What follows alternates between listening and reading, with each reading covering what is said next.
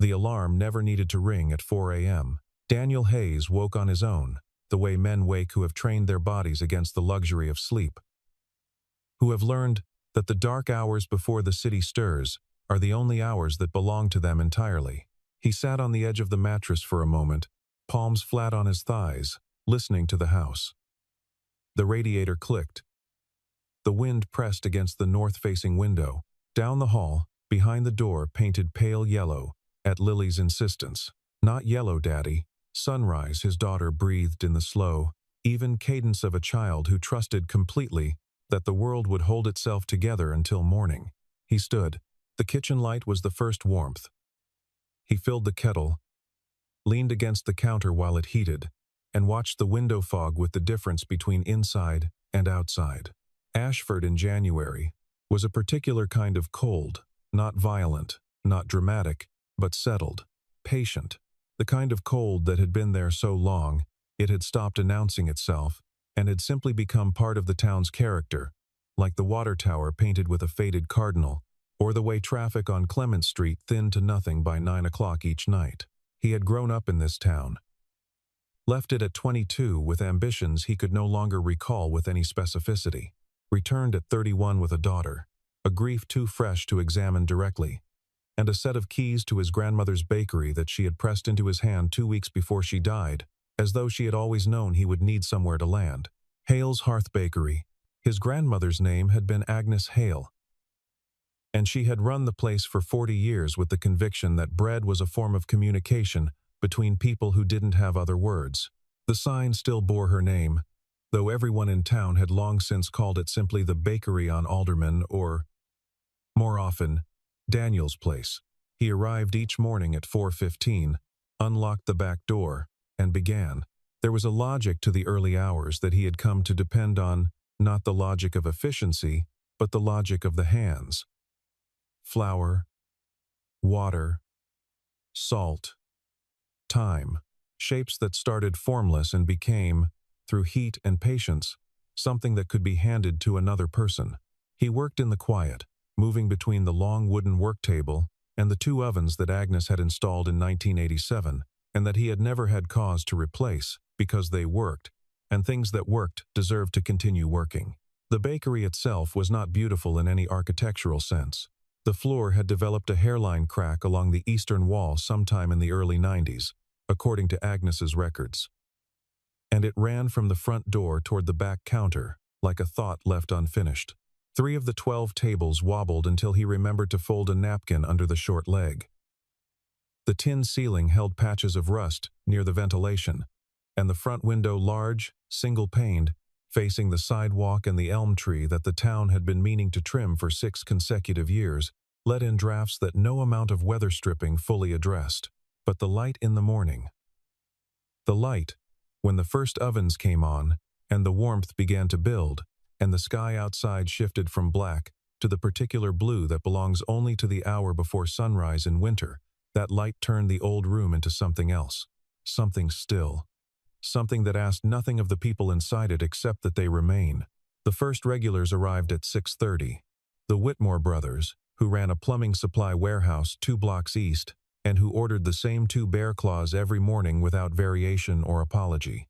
Margaret Oakes, retired librarian, who took a small table near the back with her newspaper and a pot of Earl Grey and stayed until 8, moving between the crossword and whatever was happening outside, with the easy attention of someone who had long since stopped distinguishing between entertainment and life. The high school custodian, whose name Daniel had somehow never learned despite 3 years of daily exchange, who stood at the counter, drank his coffee in 4 long pulls, and left. Then, at 7:15, she arrived. She did not appear gradually. She appeared completely, as some people do already fully assembled when they cross a threshold, as though they had taken care to compose themselves before entering any space that contained other people. The door opened, and the cold came in for a half-second before she closed it behind her, and she was already unwinding her scarf by the time she reached the counter. Black coat, structured, good wool, dark hair pulled back with the precise carelessness that takes longer to achieve than it appears. She was, Daniel estimated without particular intention, in her early 30s. Her face held the careful neutrality of someone accustomed to being observed and committed to giving nothing away. She studied the chalkboard menu above the counter for approximately 4 seconds, long enough to read it, not long enough to deliberate, and said, "Honey cinnamon pastry, black coffee." Her voice was even, not cold, not warm. The voice of someone who said exactly what they meant and had trained herself not to say more. He rang her up.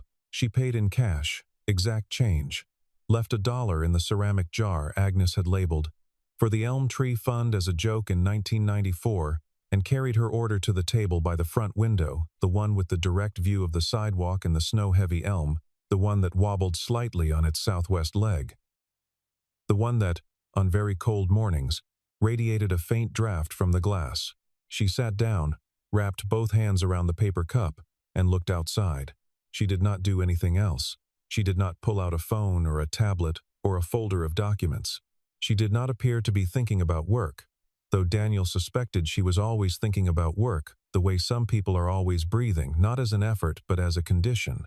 She simply sat and held her coffee and watched the snow fall past the elm.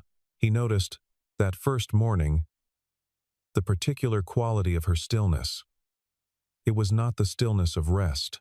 It was the stillness of someone who had learned to be still by force, who had decided at some point that if she was going to exist in any space, she would exist in it completely and without apology.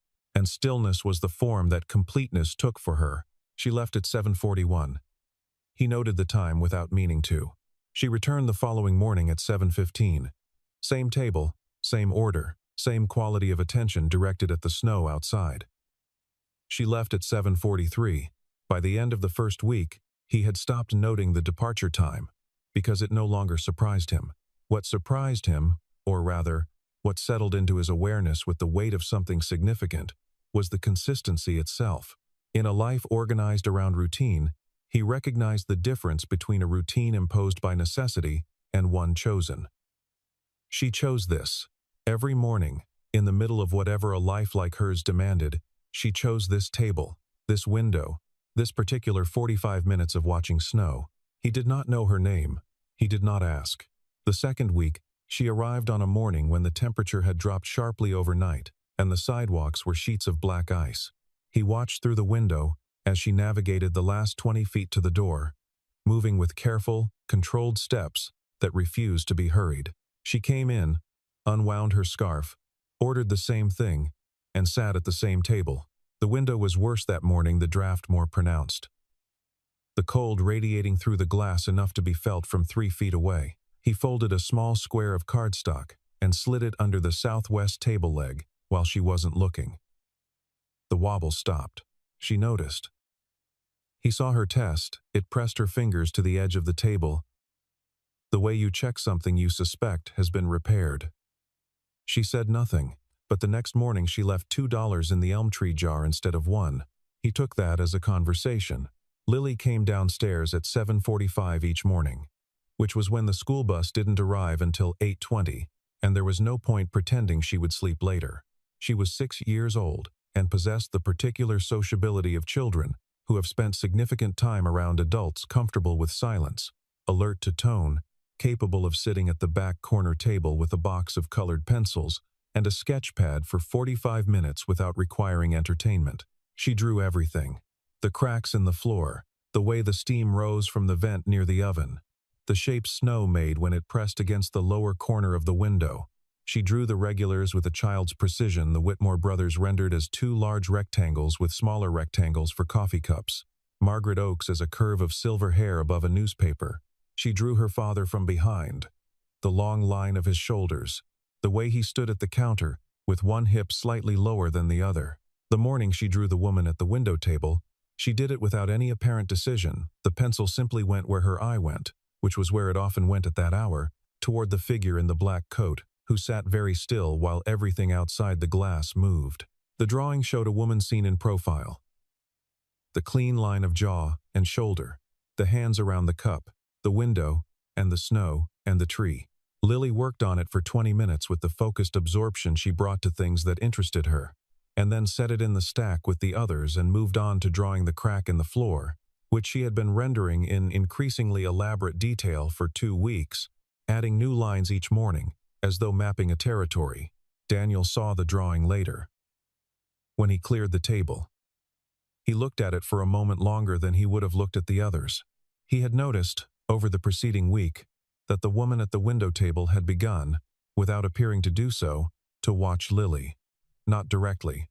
The way you look at a candle, without staring at it peripherally, carefully, with an attention you don't want acknowledged. When Lily laughed at something, the sound she made when her pencil did something unexpected, a short, bright sound like a bird startled from a branch, he saw the woman's hands tighten slightly on her cup. When Lily spoke to him, calling across the room in the easy way of a child who considers herself at home everywhere she goes, the woman's head tilted by a fraction of a degree toward the sound. It was not the way strangers looked at charming children. It was more private than that, more interior, as though Lily were not a child she was seeing but a thing she was remembering. He did not know what she was remembering. He did not ask. He adjusted his schedule. Small adjustments, invisible from outside. He had always been good at that, at engineering a situation without appearing to have engineered anything. He stocked the front counter at 7:00 instead of 6:30, which meant he was behind the register at 7:15 instead of in the back. He moved the coffee station 6 inches to the right, which gave him a natural reason to stand near the counter when the front tables were occupied. These were not calculated moves in any romantic sense.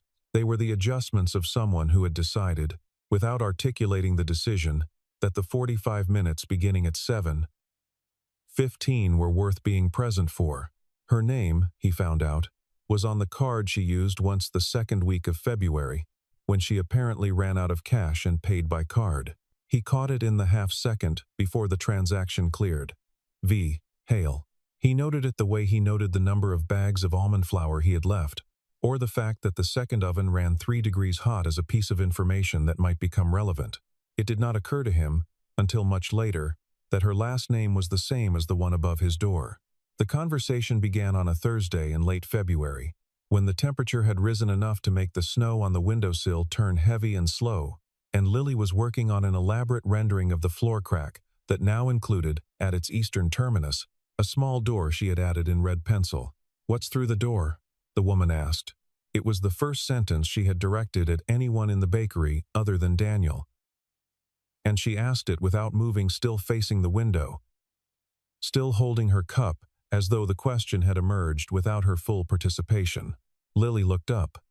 She was not surprised. She considered the question with the seriousness it deserved. "That's where everything goes," Lily said. "Things that fall through the cracks." The woman turned her head. A complete turn. For the first time she was fully looking at Lily now, and Lily was fully looking back, the way children engage with adults who take them seriously. "What kinds of things?" the woman said. "Lost mittens," Lily said, "and the sound when someone leaves. And also probably a lot of crumbs." The woman was quiet for a moment. Then she said, "That sounds crowded. That's why the door has a lock," Lily said, with the tone of someone who has thought this through. "So things stay until you're ready for them." She returned to her drawing. The woman returned to the window. Daniel, who had heard all of this from behind the counter while pretending to inventory the display case, remained very still. Later, when the woman was leaving, she paused at the counter. She had her coat on, her scarf half wound. The posture of someone in motion who had decided to briefly stop. "Your daughter," she said. "Yes," Daniel said. "She draws the crack in the floor every morning." "She does? Why the crack?" He considered the question. "She says it shows what happened to the building. That old buildings with cracks in them have been through things, and the cracks are the proof."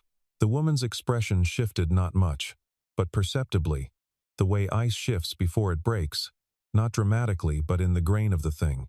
"She's right," the woman said. She finished winding her scarf and left. Daniel stood at the counter for a moment after the door closed. Outside, he could see her navigating the sidewalk, back straight, hands in her pockets, moving into the cold with the same controlled precision she brought to everything. The snow had stopped. The light was that clear, thin winter light that makes everything look like it's been cut from paper. He realized, standing there, that he had been holding his breath. He exhaled and went back to work. The following morning she arrived at 7:15 and ordered the same thing. But she sat at the table for 53 minutes instead of 45. He noticed because he noticed. He noticed because something in him had begun, without permission, to track her the way he tracked the ovens, not with anxiety, but with a quiet, persistent attentiveness, the way you attend to something you have decided matters. March arrived with the particular cruelty of late winter, warmer by degrees but not by spirit, the snow turning gray at the edges, and the mud appearing on the sidewalks, and everyone in Ashford going around with the slightly stunned expression of people who had been cold for too long and couldn't quite believe it might end. Victoria, he had started thinking of her as Victoria, though he had not said the name aloud, began leaving her gloves on the table. This was a small thing. A glove left on a table is not a declaration. But he had watched her, over 3 months, handle everything about herself with the precision of someone who misplaced nothing. The gloves were black, thin leather, and she always folded them and tucked them in her coat pocket when she stood to leave. The first morning she left them on the table, he picked them up and held them out as she was buttoning her coat. "Oh," she said, taking them. A single syllable, but something was different in it. Something less composed. The second time she left them on the table 4 days later, she was already at the door when he called out. She turned back, and there was a half-second before she arranged her expression that he caught something unguarded in it. Not emotion, exactly. More like the face someone makes in the second before they remember to put their face on. "Thank you," she said, taking them again. The third time, he left them on the table. He didn't say anything. When she got to the door and turned to find him watching her, he simply looked at her, and she looked back. And she came back and got the gloves herself, and said nothing, and left. He was not sure why that felt like progress. She stayed until 8:10 that morning. Then, 8:15, 2 days later. The first time she stayed past 8:30, Lily was still at her corner table working on a new drawing. She had moved on from the crack, and was now rendering the front window in precise, complicated cross-hatching, trying to capture the quality of light through old glass. "What are you making?" Victoria asked. She had stood up to leave, but she was standing beside Lily's table now, looking at the sketch pad. This had not happened before. She had always looked from her own table, from a distance. "Light," Lily said. "But it keeps moving. Things that move are harder," Victoria said. "That's why they're more worth it," Lily said, with the certainty of someone quoting a rule she had arrived at through careful observation. Victoria sat back down. It was the following week, on a Wednesday, that she said the thing he had been turning over ever since. They were speaking at the counter. She had asked if he had any of the cardamom rolls from Monday, which he did not, and they were having the brief exchange that had begun to occur most mornings, not long, not intimate, but regular, and regularity had its own weight. "Do you ever miss a place you've never belonged to?" she said. He looked at her. She was looking at the elm outside, not at him. And the question had emerged, the way her question to Lily had, as though something in the room had loosened her grip on herself by a small degree. "Yes," he said after a moment. "I think some places are missing from you before you find them. Like there's a shape already cut out." She was quiet. "That sounds like either belonging or grief," she said. "I can't always tell the difference. Sometimes they're the same thing started from opposite ends," he said. She left at 8:40 that morning. He watched her go, and then stood at the counter for a long time, not working. The flour cooling on the board, the morning getting on without him, while he stayed still in the warm and thought about shapes cut out of people, and whether he had been filling one in without knowing it. The first morning she didn't come, he noticed at 7:20, not with alarm. With a small disruption, the way a room feels slightly wrong when a piece of familiar furniture has been moved, and you can't immediately identify what's different. He made her order anyway, honey cinnamon pastry and black coffee, and set them on the counter, and felt somewhat foolish about it at 7:45, and put the coffee in the back. He told himself, she had a meeting, an early call. A flight. People like her had lives that required them to be in other places without warning, and he had no claim on her schedule and no reason to expect explanation.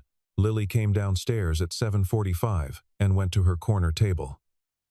She set up her pencils and sketch pad and did not ask about the woman. Because Lily was 6 years old and was paying attention. The second morning, Daniel arrived at 4:15 as always, made the bread, stocked the display case, unlocked the front door at 6:30. The Whitmore brothers arrived. Margaret Oakes arrived. The custodian arrived, drank his coffee in 4 pulls, left, 7:15. The door did not open. He stood at the counter. Outside, the elm was glazed with overnight ice that caught the morning light and held it. A sparrow landed on the upper branch, looked at something, left. The third morning, he sat with it differently. Not with waiting, but with the acknowledgement that something had changed, and the change was not his to reverse. He made the usual things, unlocked the door, served the regulars, watched Lily eat her half-piece of almond cake at the corner table. At 7:22, Lily looked up from her sketchpad and said, "She's not coming today either?" "No," Daniel said. "Did she not like it here anymore?" He thought about the gloves on the table, and the conversation about shapes cut out of people, and the 53 minutes, and the 68 minutes, and the morning she had sat back down because Lily had said something that mattered to her. "I don't think that's it," he said. "Then what?" Lily said. "I don't know yet," he said. He believed that, saying it. What he did not say, what he turned over in the kitchen that evening while Lily slept, was that the absence felt different from other absences he had known. Not the sharp thing, not the thing with teeth. Something more like a room with all the curtains drawn. The furniture was still there. The shape of things was intact, but the quality of the air had changed. He had not let himself think of her as someone important. He had not allowed that word. But absence is honest in a way. Presence never quite is. It shows you the weight of what was there by the weight of what is missing. The table by the window was the same table. The southwest leg, reshimmed in December, still held. The glass let in the same draft. The elm outside still needed trimming. Everything was exactly as it had been. It was the most wrong the room had ever felt. On the 4th day, he went through the week's receipts. It was a thing he did on Thursdays, sat at the back table with the cash box and the receipt book and the small ledger he kept in Agnes's handwriting style, not because he couldn't use a phone or a computer, but because the handwriting grounded him in something, some continuity he needed. He totaled the week, noted the discrepancies, reconciled the accounts. He found it tucked behind the Thursday sheet, folded once, a small square of paper, torn from something the corner of a larger sheet, maybe heavy stock. The kind of paper that cost money. The handwriting was small and vertical. The letters tight against each other, with the economy of someone who wrote quickly and expected to be understood. "If I stop coming, it's not because I want to." That was all. He read it twice, then he set it flat on the table and looked at it for a long time. The note was not addressed to anyone. It had been left behind the receipt book, which sat behind the counter, in a slot below the register, not visible, not public, but not hidden, a place where it would be found by him and only him when he did accounts, which she would not have known, except that she had been coming for 3 months, and people who watch carefully enough will eventually understand the rhythms of a place. She had known. Before she disappeared, she had already written the goodbye, which meant she had known the disappearance was coming and had decided to leave an explanation rather than simply an absence. He sat with that for a while. Then he opened his laptop. He used it occasionally for ordering supplies and searched her name. He had enough. V. Hale, Bakery on Alderman, Ashford. The connection to Agnes's name had occurred to him by now, but it was a common enough name and he put it aside. Victoria Hale, age 33. Chief Executive Officer of Hale Capital Group, a mid-size investment firm with offices in 3 cities, the largest in the state capital 40 minutes south of Ashford, founded by her father, Robert Hale, who had died 7 years ago and left the company to her. She had grown it. The financial press had noted her work with adjectives like disciplined and unsentimental and unusually precise. She had been based in the capital. She was, or had been, in Ashford. The most recent item in the search results was not about the company. It was a brief item in a regional business newsletter, dated 11 days ago. Victoria Hale, CEO of Hale Capital Group, has stepped back from day-to-day operations temporarily for health reasons. COO Marcus Webb will serve in an interim capacity. Health reasons. He closed the laptop. He sat at the back table with the receipts and the small folded note and the quiet of the bakery at 9:30 p.m. When the ovens were off and the chairs were up on the tables and the crack in the floor ran its quiet diagonal from door to counter in the low light. It's not because I want to. He thought about what kind of person writes that sentence. Someone who considers their own wants important enough to clarify. Someone who knows the value of showing up and knows what an unexplained absence costs. Someone who has been left before, or who has left before, and knows the weight of the gap between gone and gone, without explanation. He asked Margaret Oakes the following morning, casually, whether she knew anything about North Lake Medical Center, the hospital in the county seat, 20 minutes north. Margaret Oakes looked at him over her newspaper, with the expression of a woman who had been paying close attention to the bakery for 3 years and had drawn her own conclusions. Best cardiac unit in the region, she said. Why? Just curious, he said. She returned to her newspaper. Of course you are, she said mildly. He did not decide to go. Or rather, he made the decision the way you make a decision when you have already made it and are simply waiting for yourself to acknowledge it. He arranged things. His neighbor, Connie Farwell, had watched Lily before she was in her 60s, retired, with a white lab named Groundskeeper who Lily considered a personal companion. He called her on a Sunday evening and explained that he needed a few hours the following morning. Is everything all right? Connie said. I think so, he said. I'm not sure yet. I'll be there at 8, she said, without asking anything else. That was the particular generosity of people who had known you long enough to trust your judgment, even when you weren't certain of it yourself. He drove north on Monday morning through a sky the color of old pewter. The snow had mostly melted from the roads, but sat gray and dense in the fields on either side of the highway.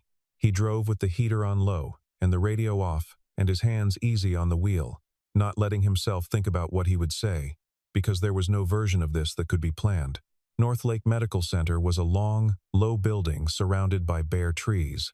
He parked and went inside, and gave her name at the desk, and understood, from the way the nurse looked at him, that this was either an unusual situation or the usual situation in a place like this.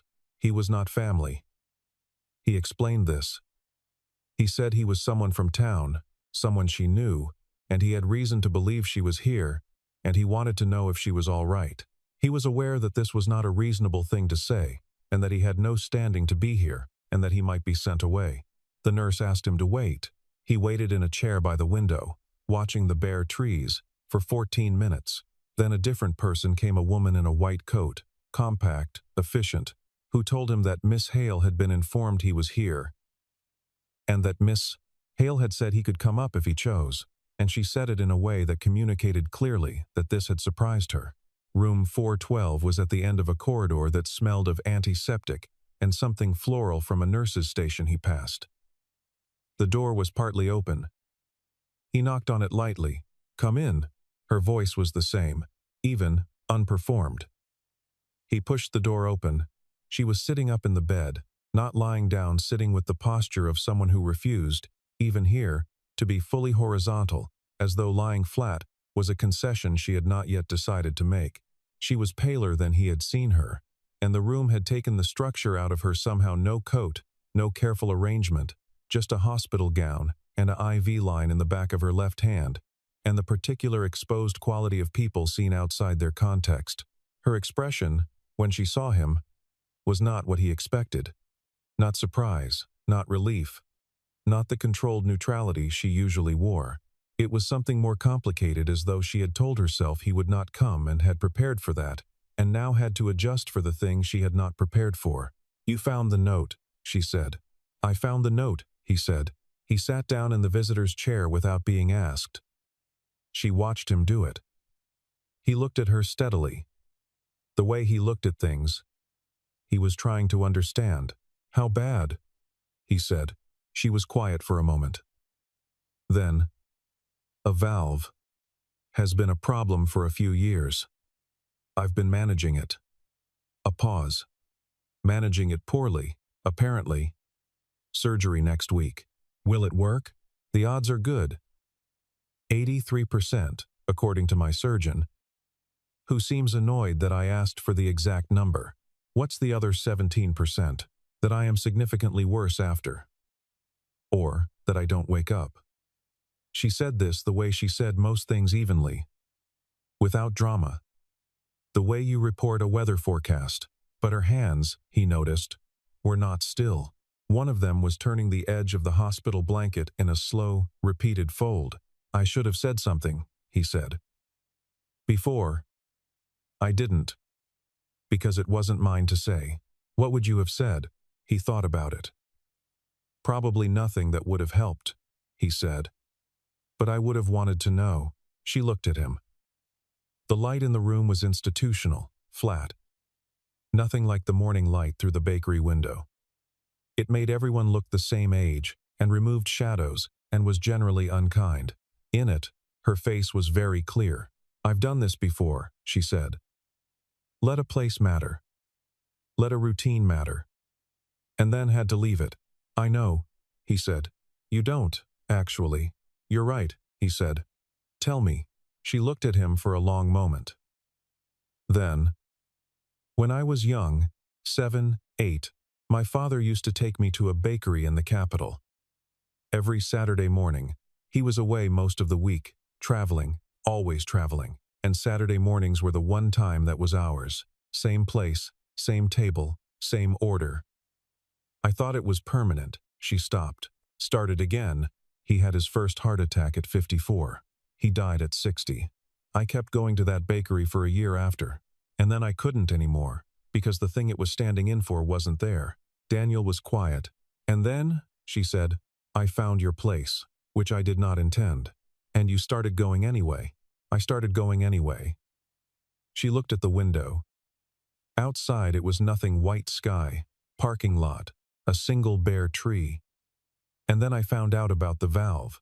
And I thought, if I go into surgery, and I don't come back, or I come back differently, I don't want to be something in Lily's drawings the way the crack in the floor is. Something that shows what happened. Something moved in his chest. Not a dramatic thing. A quiet thing. Like a door, opening in a house that has been closed for a long time. You already are, he said, in her drawings. You're there. She looked at him. You've been there since February, he said. The profile, the coat, the window. She draws you the way she draws things she thinks are important.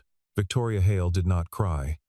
He did not expect her to, but her hands stopped turning the edge of the blanket. And she looked at him with the first fully unguarded expression he had ever seen on her face.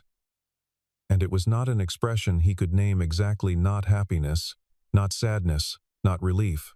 Something that belonged to all of those, and wasn't quite any of them. Biến mất mà không nói gì mới là thứ để lại vết thương, he said. And then caught himself. Surprised that the phrase had come in the wrong language, the language of a phrase he'd read somewhere and carried without knowing why. He translated. Disappearing without a word is the thing that actually leaves a wound. She said nothing for a long moment. Then she said, quietly, the bakery's name. What? Hale's Hearth. Agnes Hale.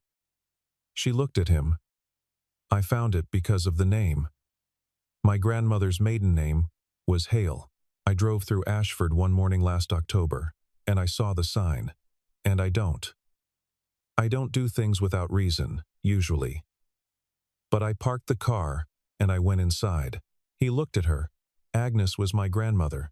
She looked back. Then we were already connected, she said. Before either of us knew, they sat with that for a moment, the strangeness of it, the smallness of the world, the way things loop back on themselves when you aren't watching. Come back when you're ready, he said. The table will be there. The window will be there. You can't promise that, she said. I can promise the table, he said. The window's been there since 1971. Something shifted in her face, the smallest movement. Hardly anything. But he recognized it, from 3 months of watching from behind a counter. It was what she looked like just before she let herself stay a little longer than she had planned. 6 weeks. He counted them without meaning to the weeks divided themselves neatly, one after another, into the routine of the bakery, and the school bus, and the early dark, and the bread. He did not hold the weeks against anything. He kept the table clear. He stopped making her order in advance, because that had been foolish, but he kept the honey cinnamon pastry on the board each morning without removing it, and the coffee station stayed where it was. Lily did not ask again. She had the quality, sometimes unsettling in a 6-year-old, of knowing when a question had been answered by something other than an answer. She resumed her drawings. The crack in the floor reacquired its small red door. She began a new series, The Elm Outside, rendered differently in each piece, from the same angle, tracking the slow change as winter loosened its grip and the branch tips began to show the first possibility of green. The regulars noticed. Not the absence, they had never known her name, never known more than a figure at the window table, but something about the room, the way a room is different when a particular kind of quiet has been removed from it. The Whitmore brothers sensed it without identifying it. And they began, inexplicably, to linger slightly longer over their bear claws. Margaret Oakes moved her newspaper to the front table once, facing the window, and read there for a week before moving back. The 6th week was the last week of March, and Ashford was having the first genuinely warm days of the year. Not spring, not yet. But the promise of spring, the air cut with something different, the mud drying at the edges of the sidewalks, the elm beginning in earnest. On the Tuesday of that week, at 7:13, 2 minutes early, the door opened. She was thinner. The coat was the same, but it hung differently. And her face had the particular transparency of people who have been through something physical that stripped some layer away. She moved more slowly to the counter, not weak, exactly, but careful in a new way.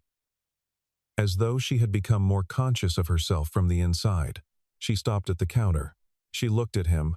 He looked at her. "Honey cinnamon pastry," she said. "Black coffee." "I know," he said. He made it, and she took it. And she went to the table by the window. And she sat down. And she put both hands around the cup. And she looked at the elm outside, which was making small, patient declarations of green against the morning. He stood at the counter. From the back of the room came the sound of small feet on the stairs. Lily, at 7:15, which was early, which meant she had been awake and waiting in the way children wait for things they've been told without being told. She came through the kitchen door in her school clothes with her sketchpad already under her arm, and she saw the figure at the window table, and she stopped. She crossed the room at a run. Daniel watched his daughter wrap both arms around Victoria Hale from behind, pressing her face against the woman's shoulder. He watched Victoria's hands come up slowly and rest against Lily's arms, and he watched the careful, controlled set of her face do the thing he had seen it do once before, in a hospital room, dissolve, very quietly, into something else. Lily pulled back and looked at her with the clinical attention of a child performing an assessment. "You're back," Lily said. "I'm back," Victoria said. "I made you something," Lily said, and produced from her sketchpad a drawing she had apparently been carrying in preparation. The bakery, as seen from outside, through the front window, the interior lit warm and gold against winter blue. And at the window table, a figure in a dark coat, hands around a cup, watching out. "I drew you there," Lily said, "so you'd know where to go." Victoria held the drawing with both hands and looked at it for a long time. Daniel, from behind the counter, saw the moment clearly. A woman who had taught herself to hold everything precisely, sitting at a table that had been waiting for her, holding a child's drawing that had placed her in it before she arrived. "Thank you," Victoria said. Her voice was still even, but even was a different quality now, not the evenness of restraint, but the evenness of someone who had learned, through considerable difficulty, to hold emotion without shutting it out. Lily climbed into the adjacent chair with her sketchpad. "I'm going to draw you now," she announced. "Don't move." "I won't," Victoria said. April came in like a rumor confirmed. The elm got its trimming. Finally, the town sent a crew on a Wednesday morning, and Daniel and Lily watched from the window as men with equipment shaped the canopy back into something considered. Victoria was there for that morning, and she watched with an expression he now recognized as the way she paid attention to things she found unexpectedly interesting. "Better or worse?" he said, when the crew had gone. "Different," she said. "It'll look better in the summer. Right now it looks surprised at itself." She stayed until 9 that morning. She stayed until 9:15 the morning after. She was not well yet, not fully. There were mornings when she came in and the pallor was still there, and she moved through the door with the careful economy of someone whose body had been reminded of its own limits and was observing them. She had reduced her work hours. She had mentioned once, not as a complaint but as a fact, the way she stated most facts about herself. Briefly, without invitation for further inquiry, but without hiding. He did not ask about her health more than once. Once he asked how the recovery was going, and she said slowly. And he said good, and she looked at him with the expression she made when something surprised her, and they moved on. What changed was less dramatic than change usually looked in stories. No declarations, no single moment that could be pointed to. It was more like the elm, something that had been working toward its own continuation without making announcements. And then one morning you looked up and there was more green than not. She began to bring things. Not presents, she was precise about that, but objects that belonged in a bakery. A small jar of Manuka honey she had found in the capital that she said was better than the house brand for the pastry. A book she had finished that she thought Lily would like illustrated, about a girl who drew maps of places that didn't exist yet.